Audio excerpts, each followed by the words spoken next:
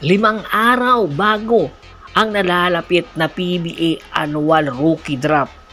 Isa sa mga pasabog ni Idol Snow Badwa ay ang Converge Fiber Xers at ang Rain or Shine Elasto Painters.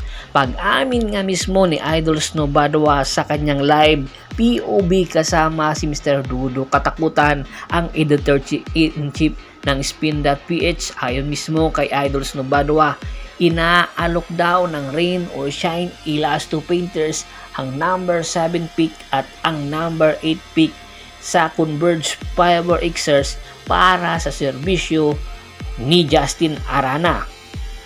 Isa sa mga rason kung bakit inaalok ng Rain or Shine Elasto Painters ang kanilang number 7 at number 8 pick dahil nga si Justin Arana ay badly needed ngayon ng Rain or Shine Elasto Painters. Kinakailangan ng Elasto Painters ang isang legitimate big man na makakatulong kina Big Bo Belga, Kate Dato at Luis Villegas para palalimin palalo ang lineup ng Rain or Shine Elasto Painters. Sa hindi nakakaalam, 5 players ang makukuha ng Rain or Shine Elasto Painters sa first at sa second round. Ibig sabihin sa first round, 2 players ang posible makuha nila, samantala sa second round naman 3 players. Ang mga ito ay mga quality players na posibleng idagdag sa lineup sana ng Rain or Shine Elasto Painters. Pero nakita ng Rain or Shine Elasto Painters na hindi nila kailangan ng madaming players. Ang gusto nila yung quality players na kinakailangan sa kanilang lineup. Kaya naman interesado silang makuha ito ng Converge Fiber Xers ang kanilang picks kapalit ni Justin Arana. Si Justin Arana kasi napatunayan niya na ang kanyang kalidad at kakayahan. Kaya naman posibleng pag-isipan ng mabuti ito ng Converge Fiber Xers. Ayon nga sa mga ulat, ang Converge Fiber Xers ay inaasinta si Dave Ildefonso na isang wingman na merong height na 6'4" at huling nakapaglaro sa Korean Basketball League na anak ni Danny Lakay Ildefonso. Ibig sabihin lang nito, dahil sa kanyang kakayahan bilang streak shooter, kaya kinakailangan siya ng Converge Fiber Xers.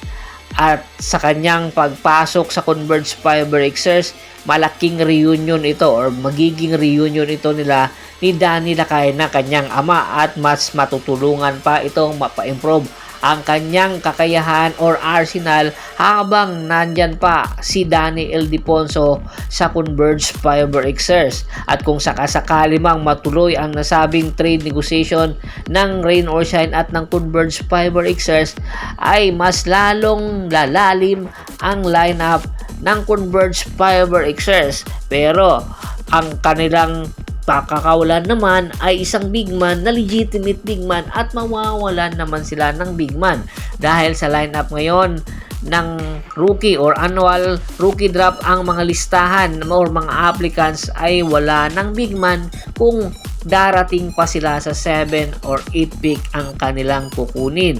Kaya pinag-iisipan daw ito ngayon talaga ng Converge Fiber Xers ang alok ng Rain or Shine, at malaki rin ang posibilidad na makuha ng Converge Fiber Xers sa number 7 or number 8 pick ang Filipino-Swedish na si Felix Limeti.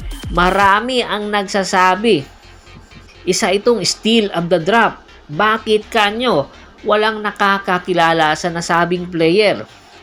Ang Filipino-Swedish na ito ay naglaro sa Division 1 sa NCAA sa USA. Ibig sabihin lang nito, bigatin ang player na ito.